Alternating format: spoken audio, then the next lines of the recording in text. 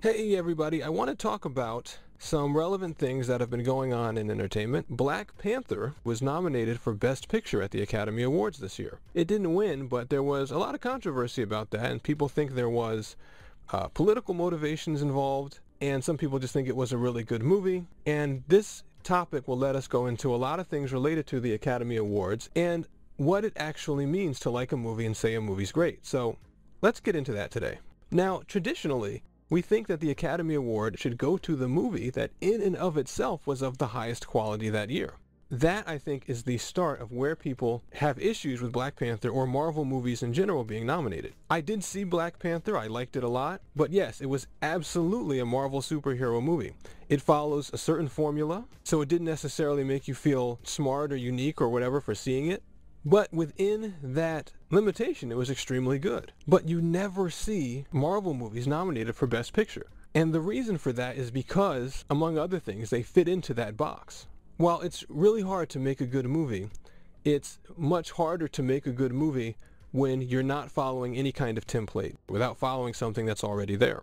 So you have a situation where these movies work, and they generate a lot of money for people, but you never see them actually nominated for Academy Awards, because they don't cross that line of being what we consider to be a great artistic achievement or a great challenge for the filmmaker. Even when the comic book movie is absolutely fantastic, like The Dark Knight, which I think is in the top 10 of the greatest movies ever made according to IMDb. But Black Panther crossed the line to being nominated for Best Picture, in the same way that Heath Ledger's performance in The Dark Knight crossed the line of being nominated for Best Actor, and Heath Ledger actually won. Now, in the Leto versus Ledger video, which actually has a lot of views, I mentioned that there's a very real reason that the Heath Ledger performance crossed that line. And it's because of the outside story that went with the performance. And I'm sure it's clear to everyone that there was a huge outside story that went with Black Panther as well. Of course, he was a black superhero, but not only that, he was an African superhero too. And among other things, that was something that was very special for a lot of people who don't normally get to see themselves on screen. I know that in Africa they were having all kinds of celebrations and parties and stuff for the release of the movie, which warms my heart to me. It makes me really happy to think about it and to see it. And in addition to that, Black Panther itself is likely going to have a strong effect on the future of the movie business, because the traditional rap is that only people of certain ethnicities can carry a movie, but I never understood that because, of course, there's people like Floyd Mayweather or Michael Jordan or Manny Pacquiao, and I think this showed that that's not necessarily a limitation. And if you cast somebody who's charismatic or you have a great story, the movie's going to do a lot of money. And so I think it's going to lead to a lot of great opportunities for other people who would not have gotten them otherwise. So you take all of that together and you have a fantastic outside story of someone doing something good in the world. But that's not the internal story of the movie, right? And this is where the discrepancy happens. Yes, it might be a quote-unquote Oscar-winning real-world story, but inside it's still just a comic book movie, if you want to refer to it that way. How can you give Best Motion Picture to something for reasons that are not part of the motion picture? And this is where I think the conversation gets really interesting, because I spent a lot of time thinking about that, and as best as I could tell, you have to rethink how we look at these awards, because there's an uncertain element to things. You can't actually tell how you would have felt about the movie if you didn't know the outside story of it. Some people may not have liked that outside story. Maybe they're just sick of hearing about that kind of thing. And thus, to them, for their emotional reading on the movie, it wasn't nearly as good as people who reacted to it the other way. There's different experiences going on. And the question then becomes, how do we weight those experiences if we're trying to give an award to the Best Picture of the year? Shouldn't we try to turn off the outside experiences and only look at the movie itself? Yes, in a perfect world, that's what we would do. The problem is I've never found a way to do that.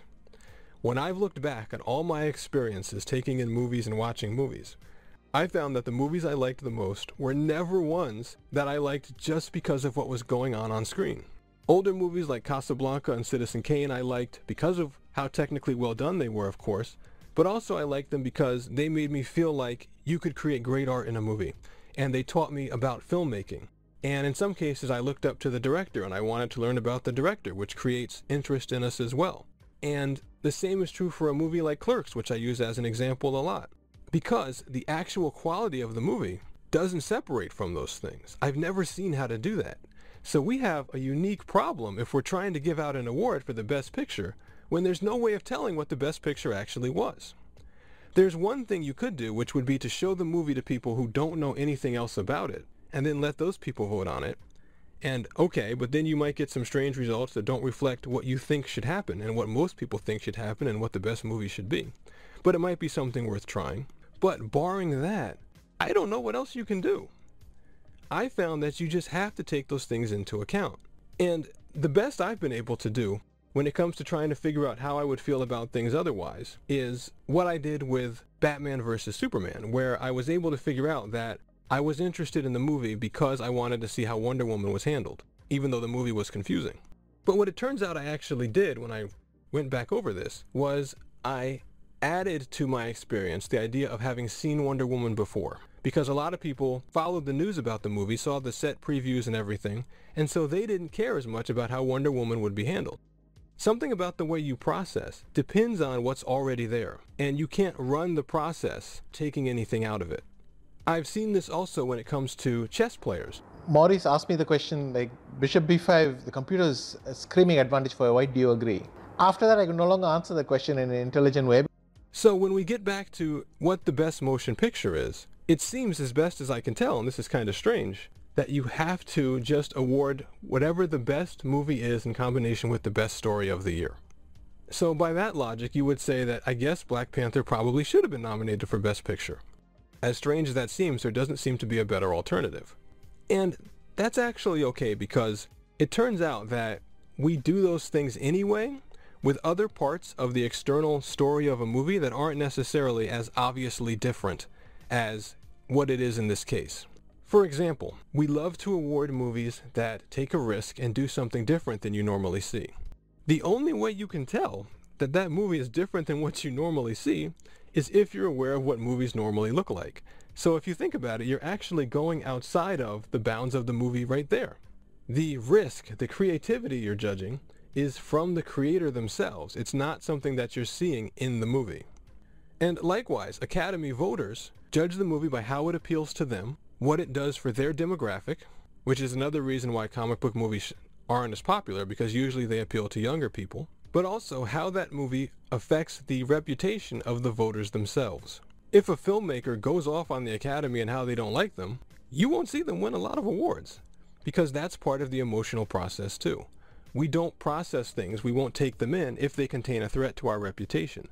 And people a lot of time blame that on what they call politics, studio politics, and things like that. But in reality, it's part of the emotional process. Even if they were trying to avoid politics, they still couldn't tell whether or not a movie was good if the director had said, I hate the Academy or this or that, or had problems with the movie business.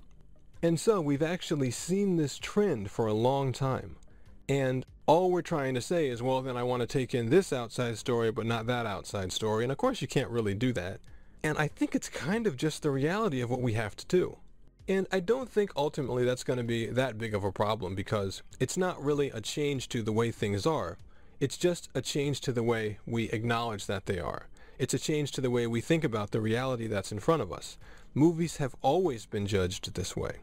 One of my favorite stories that deals with this is that when Quentin Tarantino released Reservoir Dogs, he went around to the film festivals and he said he wasn't getting nominated for a lot of awards. And when he asked about it, they told him, well, we have to nominate this movie because we want to support black and white and so on. And that's also all the same thing. So the benefit here is not necessarily that we're going to change anything we're doing. And I should say it's also not a threat that we're going to change anything we're doing. What I think it actually just means is that we feel better about what we're seeing, because now we understand it and we realize it's just a natural consequence of the way we work. We have to judge things this way. And one good thing about it maybe is that if a comic book movie gets nominated because it represents something in the real world, you won't necessarily see that happen again unless something comes up that does something different in the world. So ultimately, there is always going to be a challenge to do something different and not try to manipulate politics or anything like that. And the fictional, actual part that we think should be rewarded works with that outside story. That's always going to be a part of how people judge things also. So consistently, the best way to get nominated for the Best Picture, I think, will always at least partially be to make a great movie itself. Thanks for listening, and remember, if you do like the channel, you can always support me on Patreon. they made some changes to the rules lately, and a lot of us have lost our Patreon supporters. So if you sign up, any little bit helps, and I do appreciate that too.